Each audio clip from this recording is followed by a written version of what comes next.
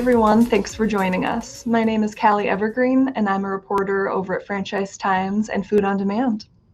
2020 brought a ton of innovation to the food service industry, especially with improving customer handoffs to make sure it was safe and frictionless for the customer. From curbside to cutting out new windows in restaurants, restaurants have been trying to do everything they can to survive, at times feeling almost reminiscent of the old method of testing if spaghetti was ready. Just throw it at a wall and see if it sticks.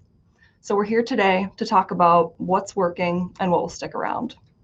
Here today I have Alan Paul, Head of Strategy and Business Development at Cardfree, Tim Hackbardt, Chief Marketing Officer at Del Taco, and Mike Wills, CEO at Apex Supply Chain. Alan, can you start us off by telling us a little bit more about Cardfree and your role there? Absolutely, thank you. My name is Alan Paul. I am Head of Business Development and one of the co-founders of Cardfree. We've been around about 8.5, 9 years now, founded to focus on providing an end-to-end mobile and digital commerce solution for food service operators, largely in the mid-market and enterprise. Today we focus on online ordering, so order ahead, curbside ordering, order a table, mobile payments, pay a table, text to pay, wallet, loyalty, and engagement and offers. Fantastic. And Tim, can you tell us about your role at Del Taco? Yeah, I'm Chief Marketing Officer at Del Taco. We have approximately 600 locations across the country. A Mexican QSR brand. We call ourselves QSR Plus because we have a lot of sort of innovative, fresh ingredients, unique sort of upper end products, as well as a host of great value items across the board. That's who we are. Wonderful, thank you for that. And then Mike, can you walk us through your role at Apex? Sure, Callie. It's a pleasure being here. As CEO of Apex, we have about a 12-year history, primarily anchored in the industrial manufacturing practices of I'll just boil it down, getting the right things to the right people at the right time, making sure that the manufacturer clients and industrial customers get the most from the assets that they put out in the front lines. Ironically, we saw a lot of similar attributes as we focused in on food service and retail specifically, with the whole push for e-commerce and remote order or off-premise ordering, especially when we focused on food service as an opportunity for us to apply our subject matter expertise in this space. We have created a new business called Apex Order Pickup Solutions to focus on this opportunity and to bring all of our years of experience into this issue and to make food service operators better positioned to give their customers their orders in a safe and secure manner. Wonderful. Thanks so much for that, Mike. And Alan, can you start us off talking about, QR code menus seem to be popping up everywhere now. How has Cardfree innovated around this? Yeah, we've used QR codes a lot in the last year. I mean, it's funny, when I first got into mobile payments and mobile commerce 10, 11 years ago, QR codes were a joke and going away, and NFC was the future. And today, everyone has come back to QR codes. So we use QR codes in a lot of different ways. So for pay a table, so a customer can scan a receipt, QR code on the receipt to pay their bill, order a table, so similar concept, but pull up a menu, order, whether that's skipping the line in a fast casual or, using it for full service. We're even doing stuff around kind of delivery on premise, if you will. So QR codes where we know what room you're in, where you are in a resort, something of that nature, so that somebody scans a QR code, pulls up the relevant menu, orders, and then a staff member can bring that, that food to them. So, QR codes are largely there to tell us, where you are, where the customer is, and what function, do we want to carry out. So it's a very easy technology for folks to use. Obviously, just open up your camera, scan the QR code, and really can direct us to do any number of things. Wonderful. Thank you for that. And Tim, how about Del Taco? How have you kind of sped up your drive-through, and how have you innovated around delivery and pickup? I think one of the first things that was so non-technology was actually utilizing traffic cones. So what we found out was in the beginning of the pandemic, people were pulling into our parking lots and they were lining up all over the place. So we actually off to Home Depot to buy traffic cones to actually make giant, long drive-through lanes, and that actually sped everything up because we didn't have to do traffic control. So that was kind of one thing that was kind of funny. Certainly outside order takers, we were already doing that in quite a few locations. We were just able to scale it quite quickly because we already had the technology all set up, but had to make some quick, investments in some hardware. But we were able to scale that quite quickly, which was great. No contact payment. We were set up for that, but had not scaled it yet. But fortunately, we were set up. So we were able to scale that fairly quickly. And with some of our franchisees, get some terminals out there to help that happen as well. And we had already had a mobile app all set up. Again, in gear, all of our payment and technology was ready. So that was great for our guests as well. They could access and order in advance of the drive-through situation or for delivery. And then from there, then we scaled into delivery much more. Wonderful. Thank you for that.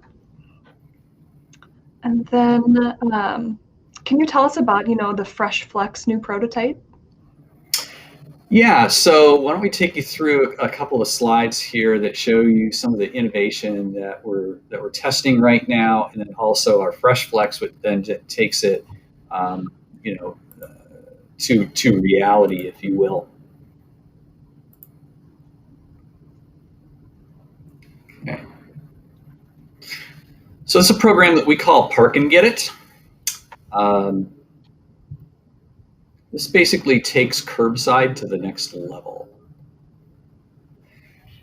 So it revolves into a whole program that we call Ultimate Convenience, where really we want guests to be able to get their food where they want it, when they want it, and how they want it. Of course, we've had drive-throughs forever since 1964.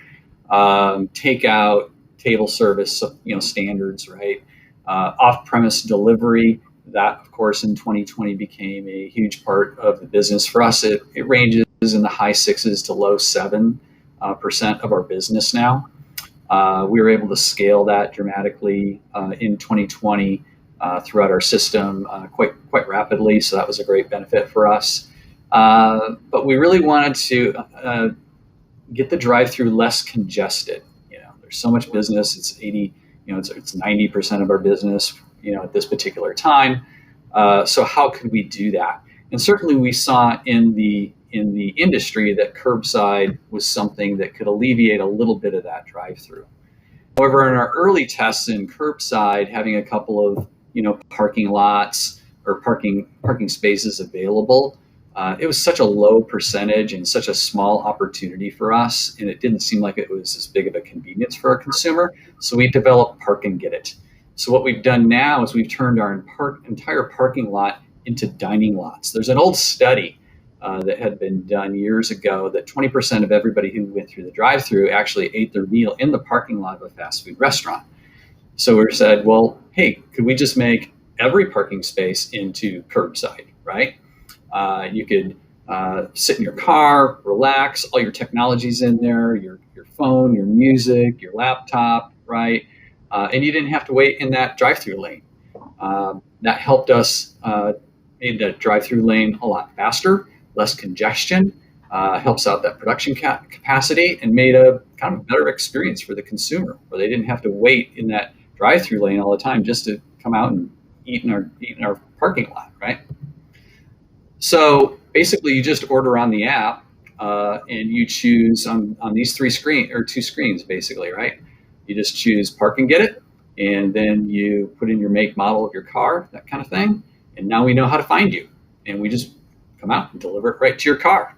Really, really easy. And we have a little video that we'll play so you can kind of see how it actually works.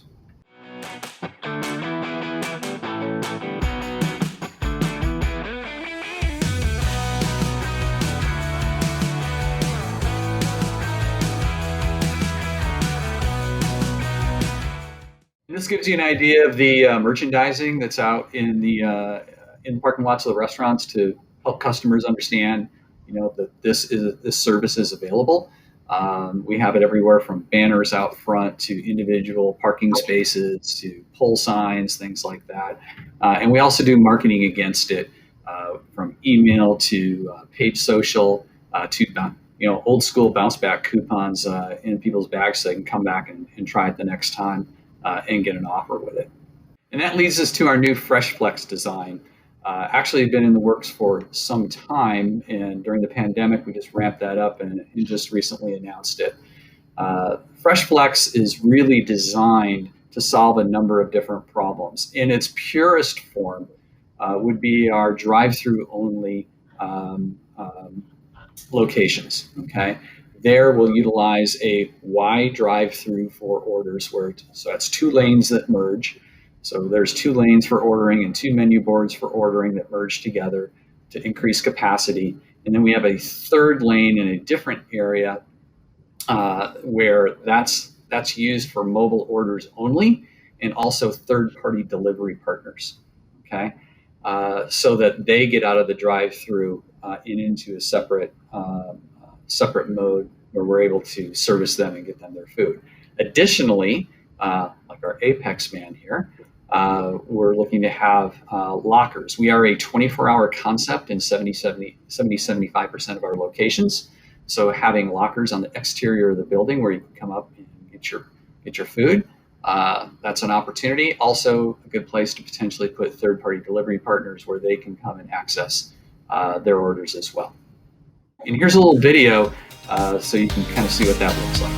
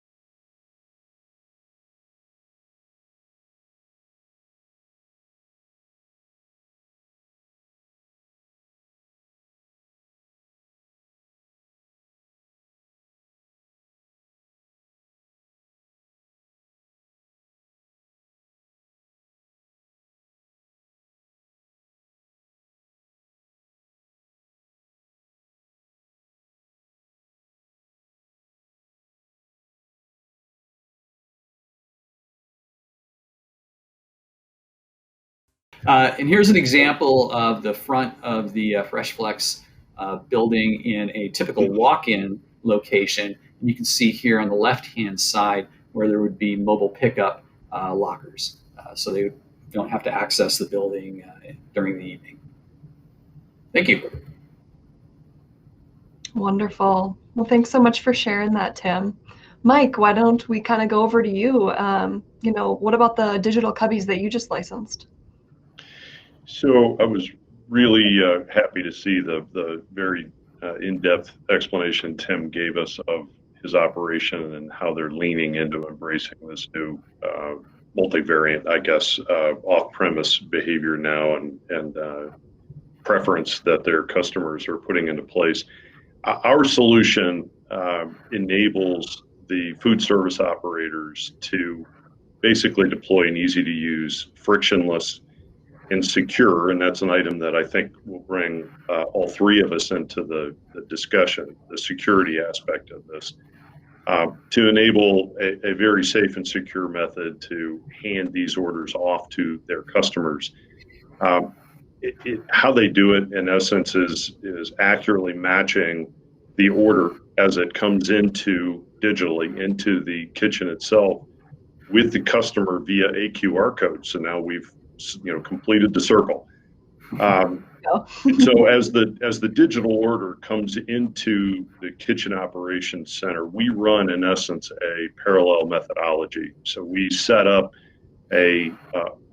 consider it like a digital SKU inside our platform, identifying that order and the fact that it's going to be delivered through our food service locker.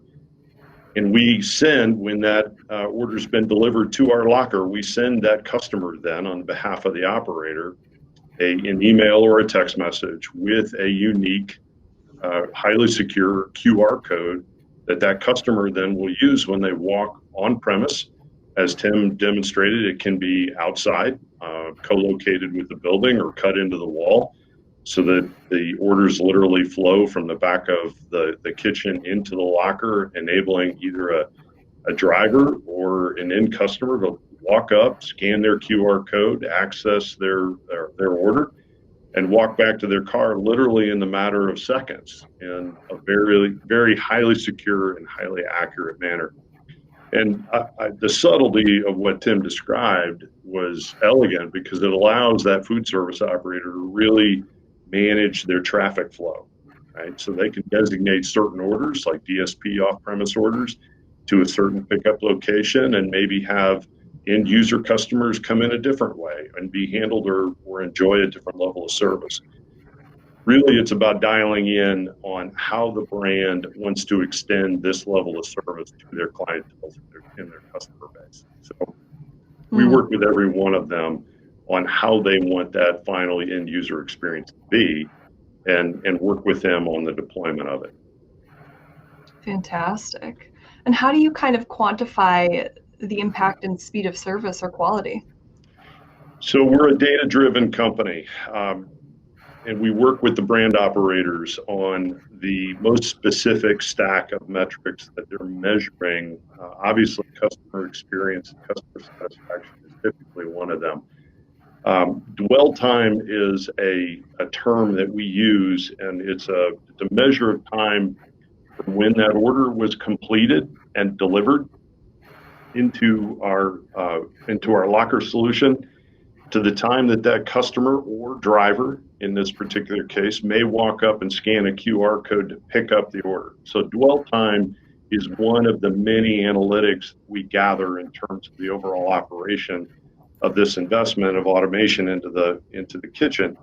And dwell time is typically, for all of our deployments right now, it's typically running at about 5.5 minutes from the total time that it was delivered and held inside our locker to the time that someone, either a driver or an end customer, walks in and scans the code and pulls the order. That trend line is actually decreasing. And the reason why, and I want to circle back to some of the graphics that Tim used and showed us, a lot of it has to do with customer awareness and training them on the utilization of this new method to serve them. I loved all the signage and all the customer awareness campaigns, the digital campaigns, the analog campaigns when you arrive on site, very visual, right in your face, showing you where to go.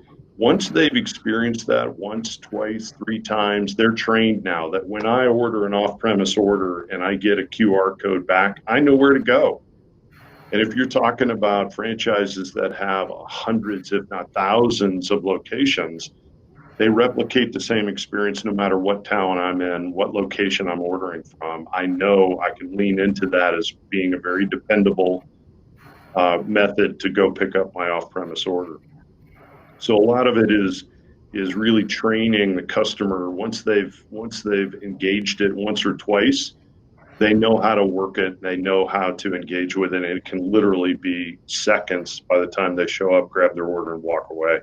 So it's a very efficient way to dislocate the requirement that we see a lot of operators in placing labor there to hand off orders, to dislocate that labor, still give your customers a fantastic experience, but add efficiency into your labor in building orders or handling walk-in customers that are at the counter.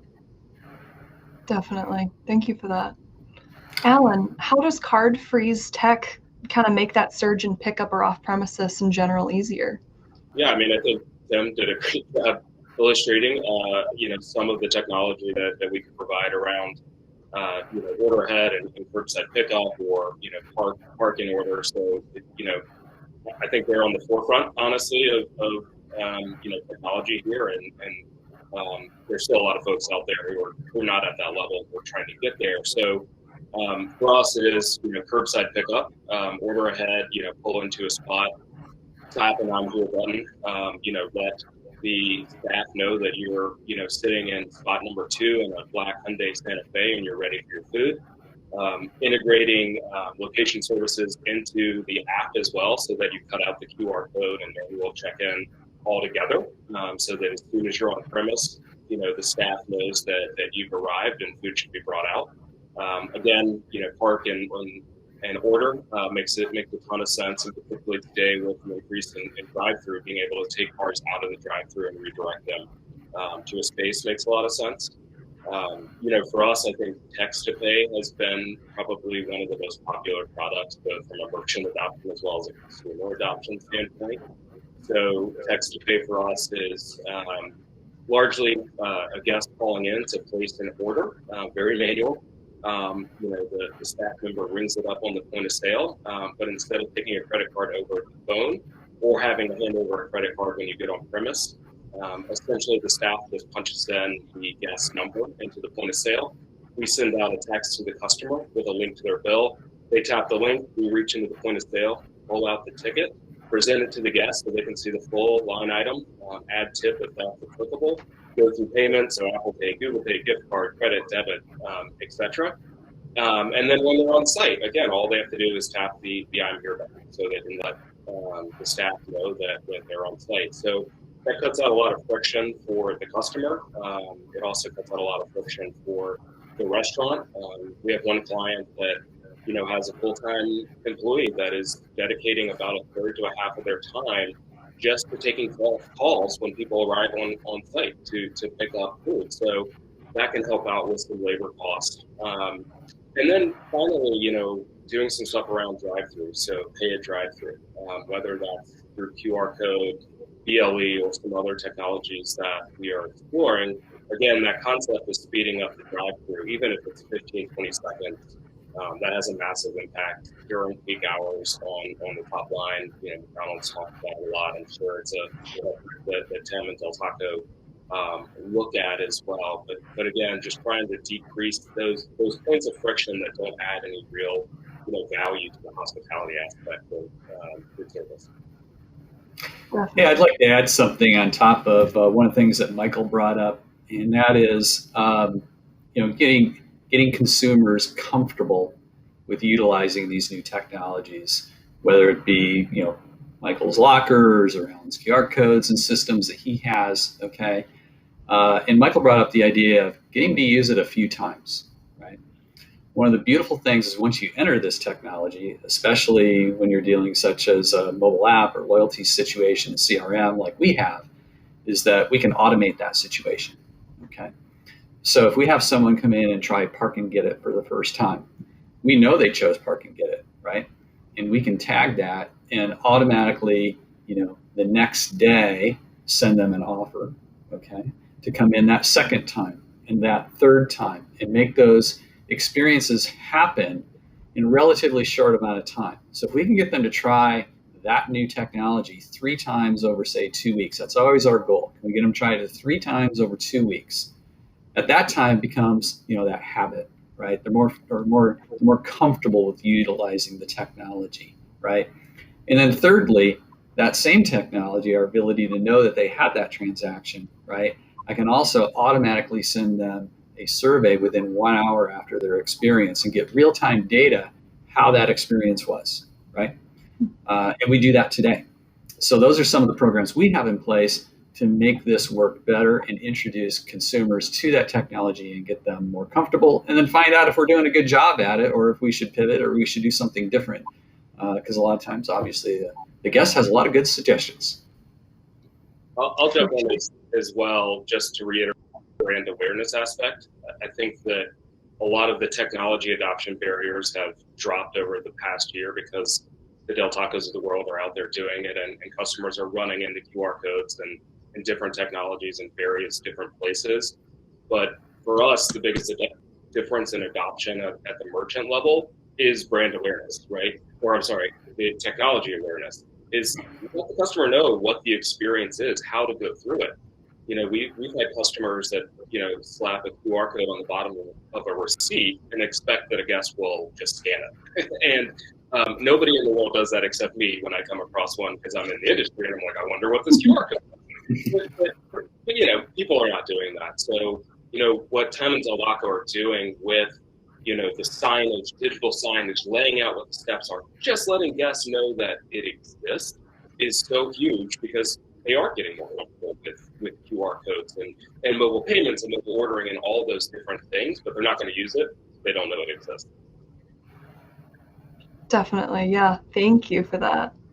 And so, Mike, Apex is the company behind the Little Caesars pizza portal. Can you talk a little bit about that and the development process?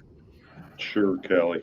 Yeah, Apex was honored to partner with Little Caesars several years ago, actually, in a very groundbreaking, and I'll say pre-pandemic time period.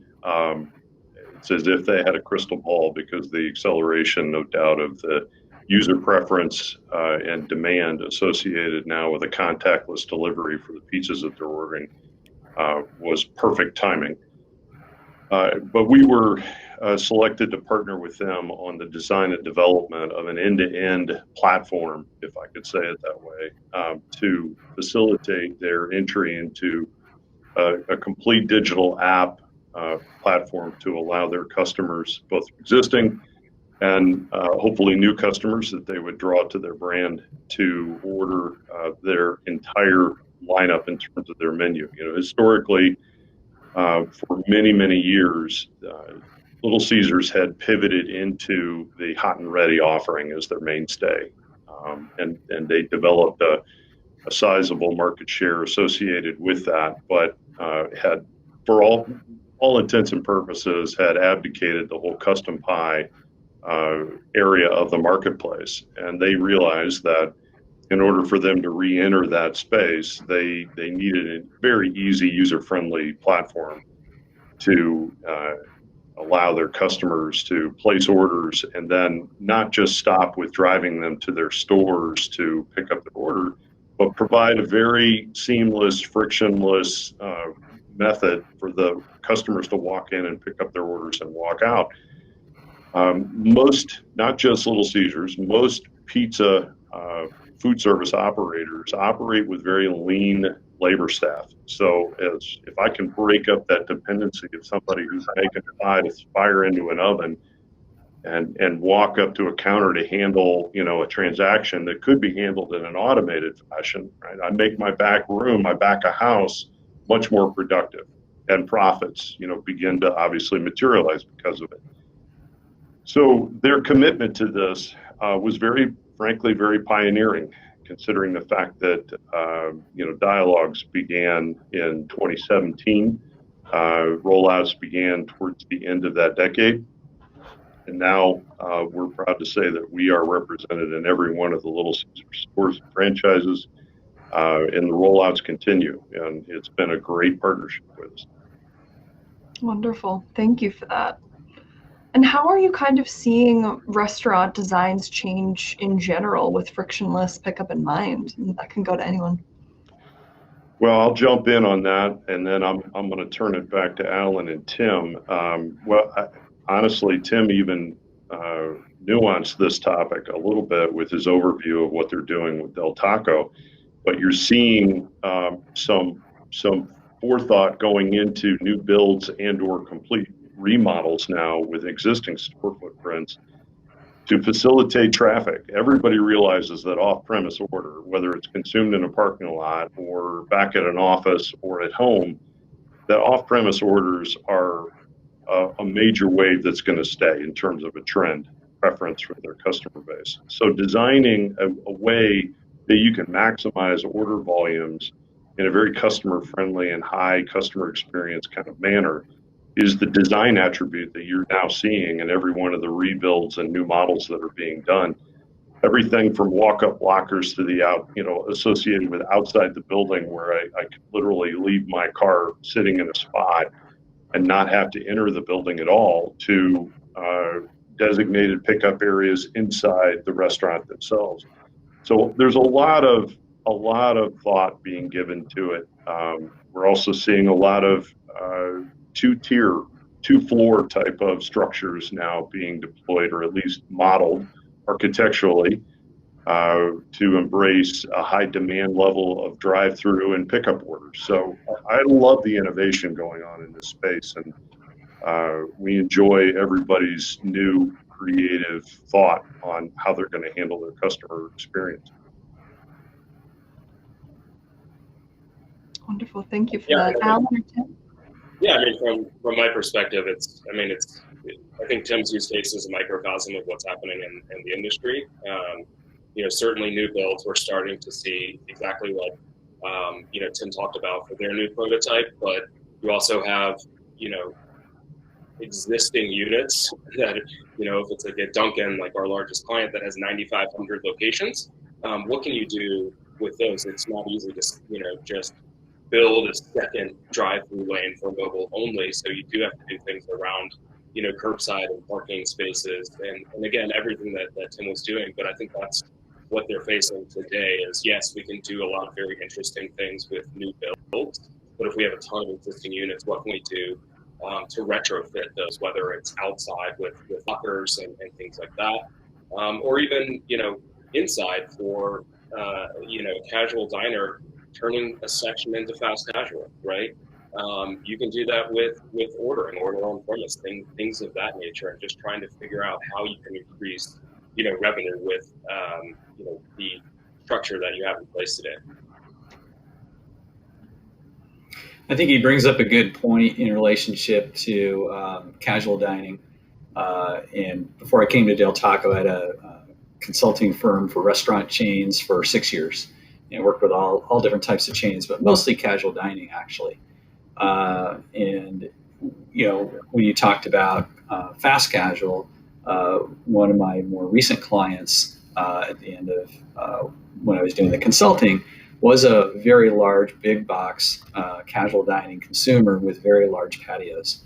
And one of the concepts that we came up with for them was that take the patio, turn that into your fast casual version with a very, very limited menu, very simple menu, and then keep the inside dining as sort of that full casual dining experience, right?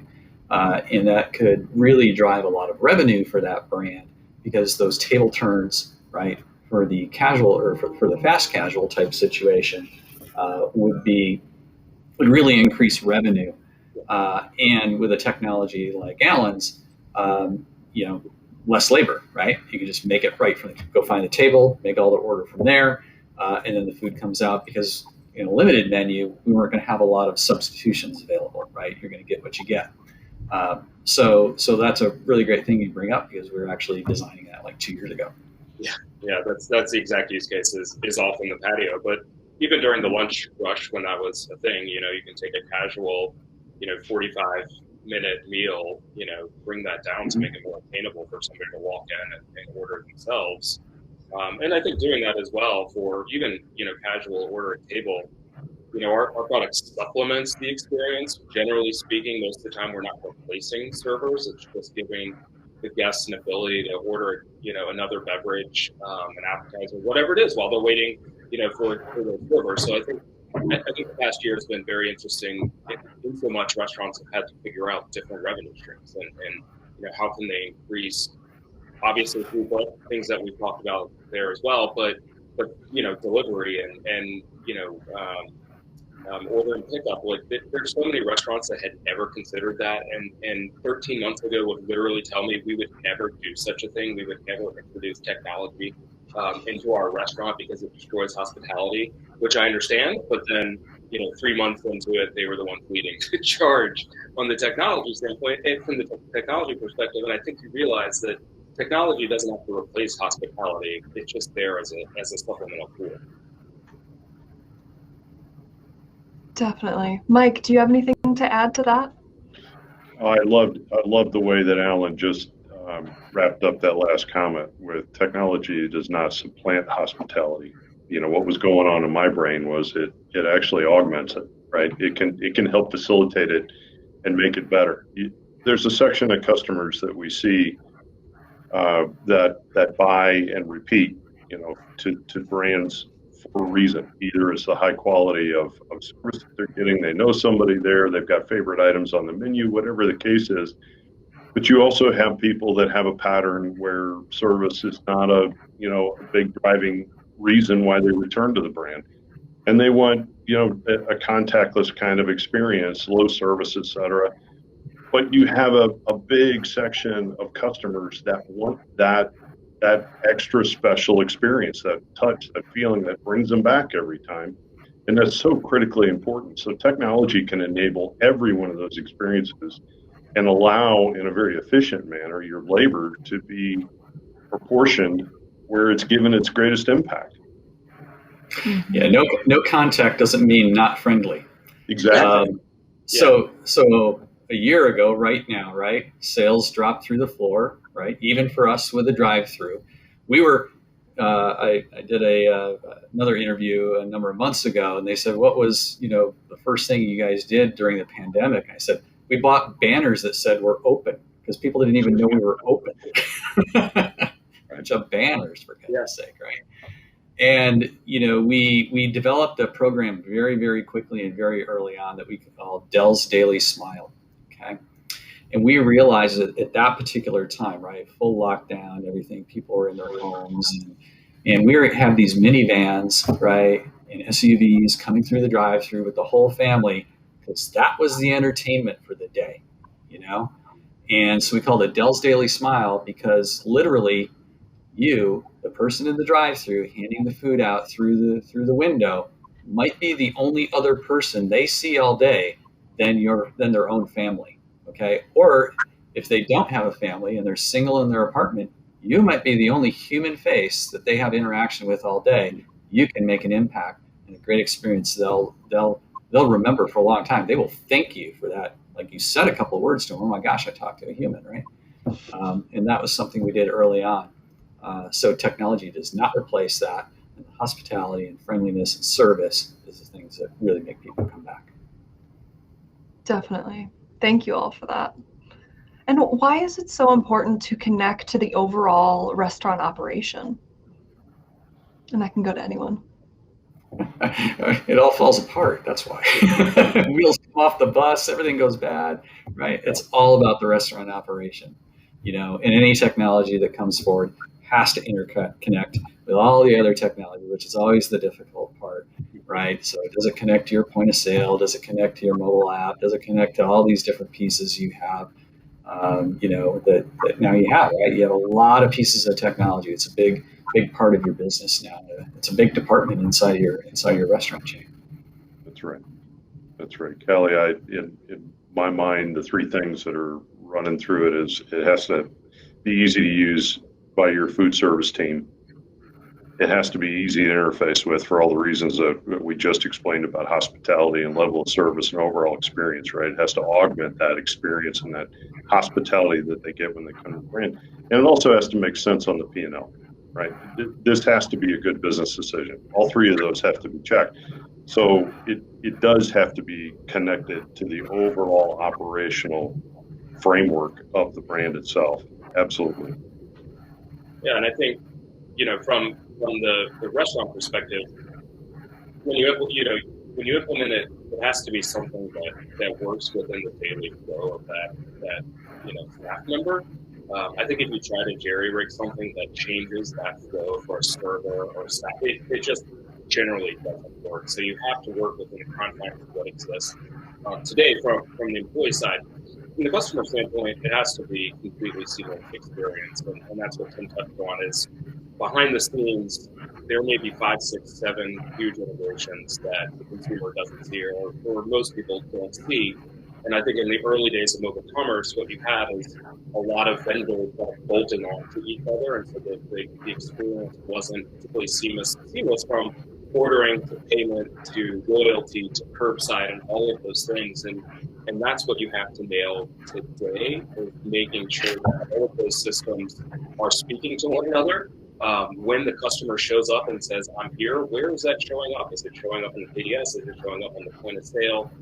How are people seeing that? And if that doesn't work for both the customer and the employee, then like Tim said at the beginning, it's all going to fall apart. Like that is a lesson that we learned a long time ago, as technologists, that you have to bring operations in day one, right? Like, yes, it makes sense to talk to marketing and IT and those guys, but operations have to be part of it, because if you get 10, 11 months down the road on a project, they're going to come in and say, what is this flow? This doesn't work for us. Then you have to change everything around. So, yeah, it's like, honestly. Completely. Yeah. There's an audience question here for you, Mike. Will there be development from Apex for frozen lockers at any point? So, Callie, we've made the strategic decision to not provide frozen simply because that was a requirement that we were seeing pretty regularly come from the grocery carryout application area.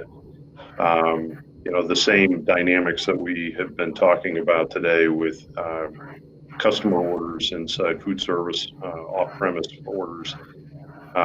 Same type of application exists in grocery, where you can pre-order a whole set of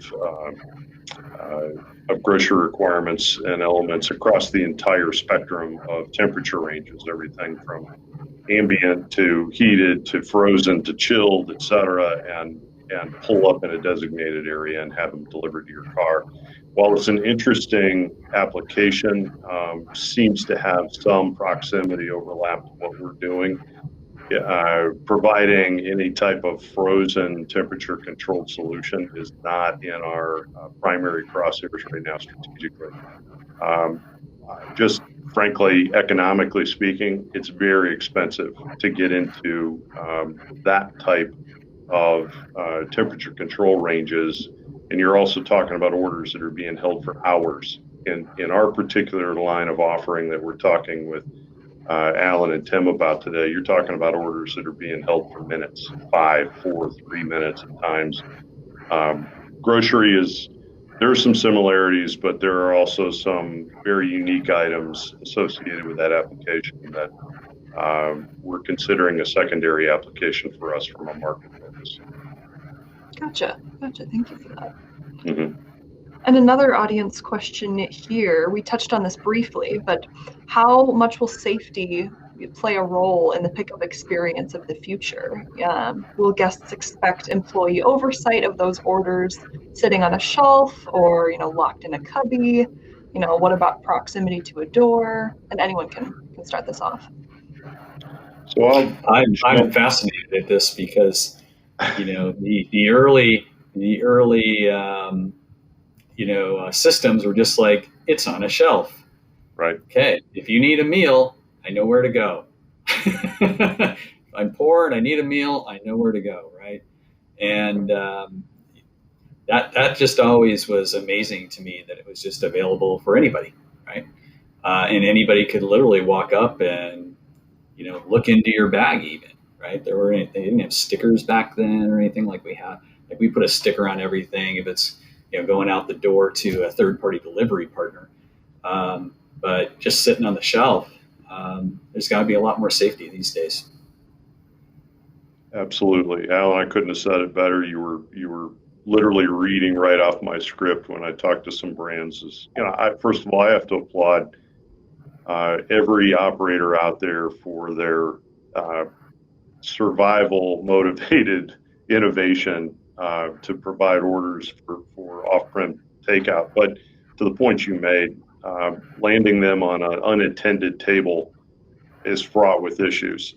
Everything from theft and loss, which translates into cost you have to remake. And I'm skirting probably the most impactful issue, which is customer experience, right? I show up, there's another mic written on a bag. I grab that mic order thinking it's mine. It's not mine, it's somebody else's. I make a choice. I'm now miles away from that brand. Do I turn around and return it? Do I just eat it and notch it up to another mistake? It's just the brand experience ripple effect is negative, and that will catch up with that process quite quickly. I think the food service or the food safety issue, it will persist But that's one of the benefits when you utilize an Apex-like food delivery locker, because we drive authentication back to the platform that Alan, and his subject matter expertise with QR codes and Cardfree. We attach, as I mentioned before, a highly unique and secure QR code to your order, Callie, when you walk in to get it. So when you scan it, you know that's your order that you're getting. There's also an automatic door that prevents anybody from shopping for a free meal or making a mistake because they might see, your name, common name like Mike or Tim on a board somewhere, and you just grab an order that's got your name on it. There's a door preventing that. So we force authentication. We force the safety and security aspect of this so that we know as that customer walks off your location that they have the order that they ordered, right? Their order.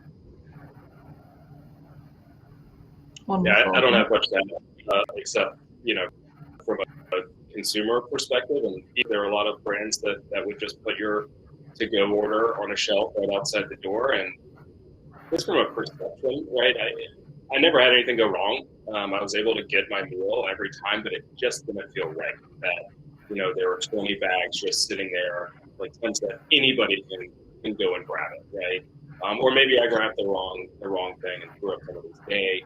And then, of course, food safety obviously is key. And I think for a lot of the technologies, that we work with, it's trying to make sure that you time that meal correctly so that, it's not sitting on a shelf for 20 minutes, but that it's, warm or hot or whatever it is, that that I'm going to be there in 5 minutes. And so I can prepare the food accurately, because it just, I think like Michael said, Mike said, there are a lot of places you can go wrong and completely destroy the brand experience and to go, whether it's food safety, waiting around for stuff, just cold food, and so I think operators obviously need to be able to control that. And then we haven't really talked about third-party delivery a lot, but I think a lot of what brands can do and start to supply more third-party delivery, because if you can create a better experience for pickup and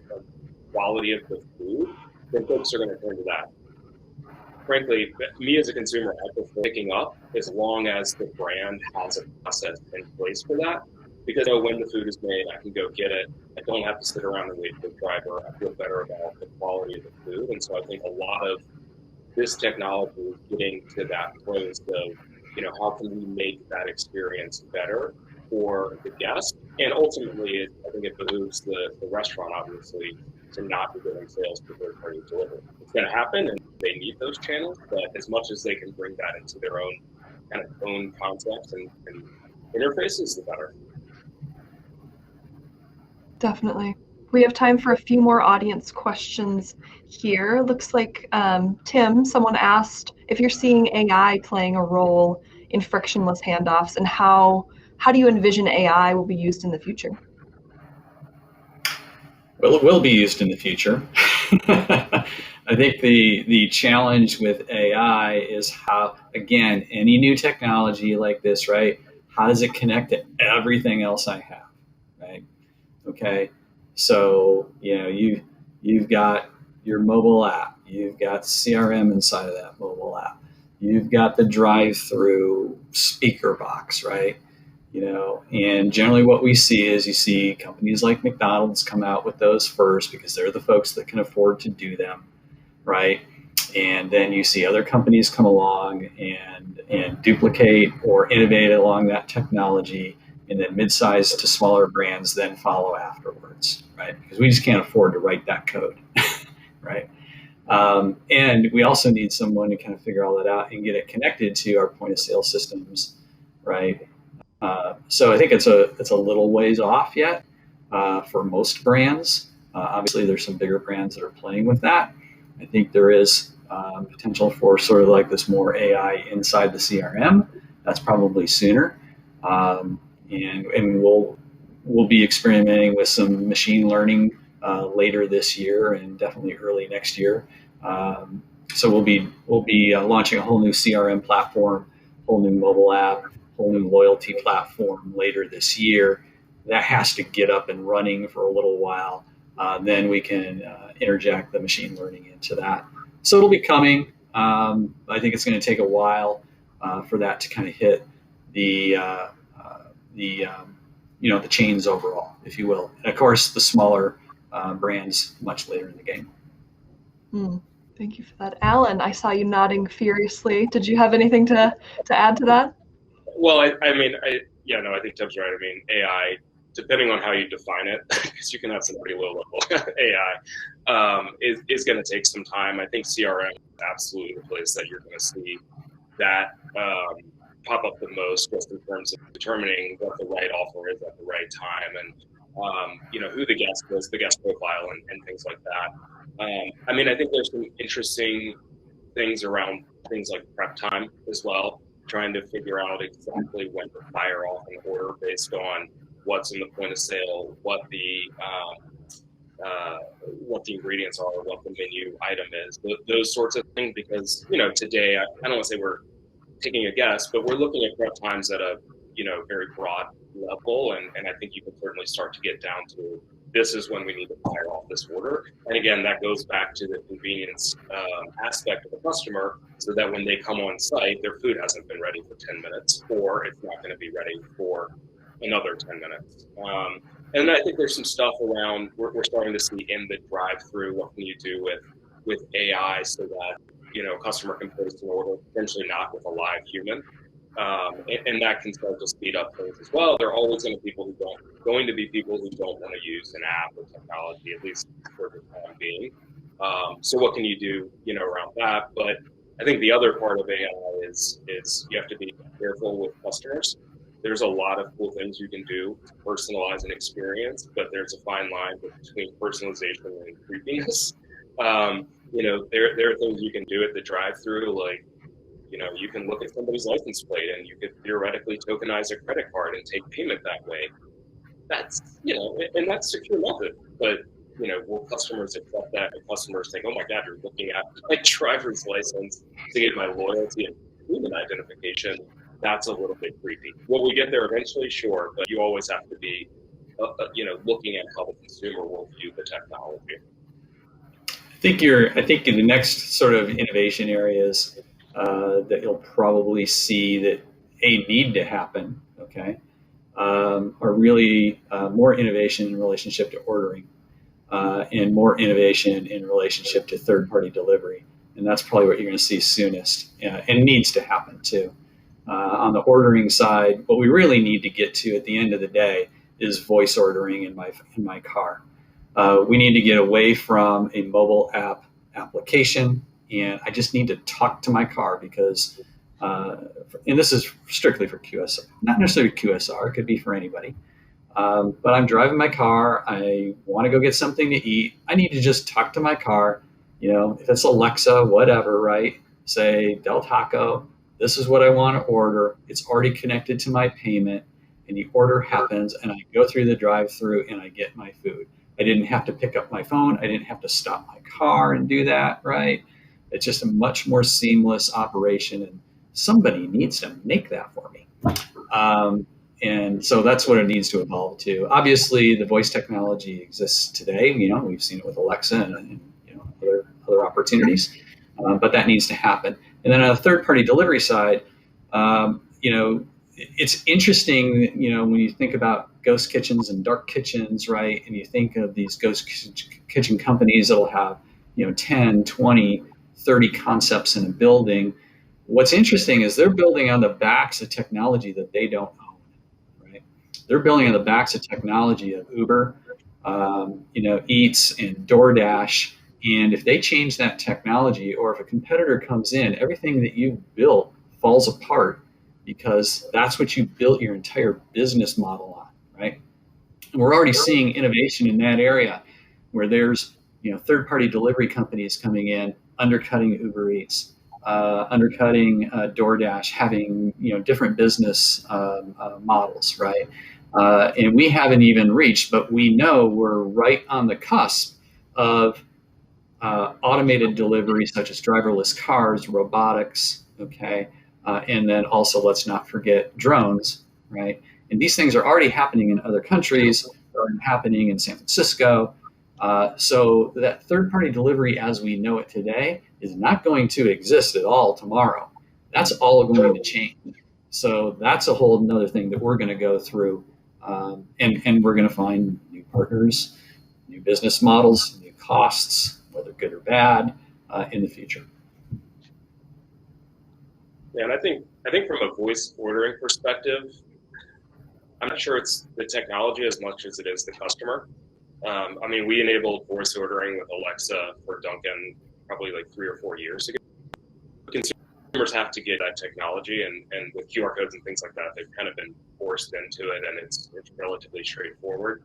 I don't think we've seen voice ordering in any industry get that it's bled over into the restaurant side. But we can do like very simple things. It's when you get into complex ordering, I think that's where we'll need more machine learning to make that an easier process. But I agree. I mean, if I'm doing the same thing every morning and I'm driving up, I don't want to open up my app to do that. If I can just say, hey Alexa, order my usual, then that makes life a lot easier. Well, I think it has to be integrated into the to the automakers, right? So that it's just in your screen. It's in my Tesla. It's in my Ford Bronco. It's in it, right? And then going back to Michael's original talk about how we have to market to get the consumer to use it on a regular basis, that then it becomes something, that becomes reality. Yeah. Mm-hmm. Yeah, Mike, what are you seeing, sticking around for the future? Wow, that's a loaded question, Callie. I'm in agreement with these two gentlemen that, AI, and let's broaden the conversation, IoT and the entire spectrum of technology will be deployed in some manner in this industry. And I think the two guardrails are always going to be technology will be implemented where it improves customer experience and where it makes sense from a store profitability and or market share growth. I mean, those are the classic two guardrails on this. And just because you can implement technology, it may not give you the desired outcome in terms of a great customer experience, or it might give them a great customer experience, but from a profitability or a share growth standpoint, it might backfire on you. So it has to be well thought out, has to be completely connected, as Tim pointed out, to the entire operation.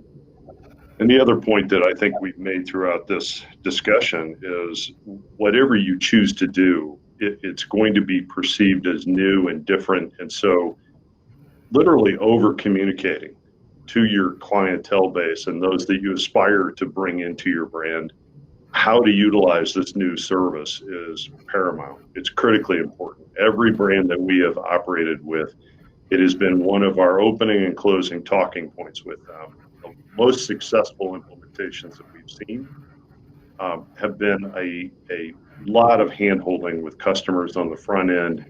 They get to that 2 or 3 experiences. I think Tim said, their goal is 3 times in 2 weeks, and then you take the training wheels off and they're off and rolling. We've seen really similar type use cases as well, but it's really critical to understand any kind of change to a pattern that they have come to embrace over the years. Any kind of change needs to be guided. You need to over communicate and guide that client base through it. Definitely. Any final thoughts, Tim or Alan? Just Alan needs to make that.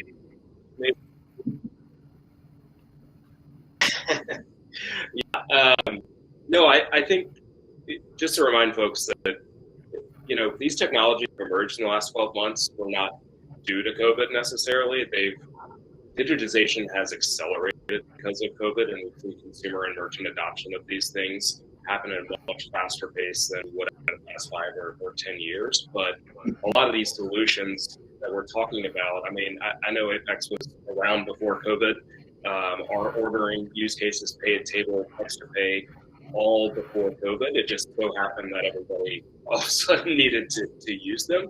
So I don't think we get this question a lot of, is the customer just going to return to this after COVID is kind of finished? And I mean, the answer is no from our perspective. I mean, generally speaking, you change a consumer's behavior, particularly over a 12-month time period. They're going to continue to use those technologies to Tim's point. But again, it's more about, the convenience factor of what all these technologies are bringing versus the safety, right? We've got the contactless side of things for a long time, but that's, the value proposition today in a lot of places, but it's not the true value proposition of those products. So I think we'll definitely see them proliferate, post-COVID. Wonderful. Thank you for that. And Tim? Just add that, the restaurant industry, I've been in it a long, long time. We are always last to technology. And really the restaurant industry on our side, on the chain side, and you've seen this at very large chains, but in the mid to smaller chains, you really have to budget for technology because this is not going to stop, right? And you'll fall behind. It's tough to catch up. So you really need to budget and staff for technology today. In our case, we've made big changes. We really staffed up on the IT side, but also in my department, in the marketing department, I have a sub-department that's just nothing but marketing technology. And we'll triple the size of that group this year. So that's the type of commitment we're making because it's just not going to stop, right? And there's going to be great opportunities that you can really make your brand differentiated with, like we're doing, and we're very, very, very open to more opportunities, like I talked about. Wonderful. Well, thank you so much to our panelists, Mike Wills, Alan Paul, and Tim Hackbardt for being here today. Thank you to our audience members for viewing and for submitting your great questions. And thank you to our sponsors. Stick around and our next panel will be right up.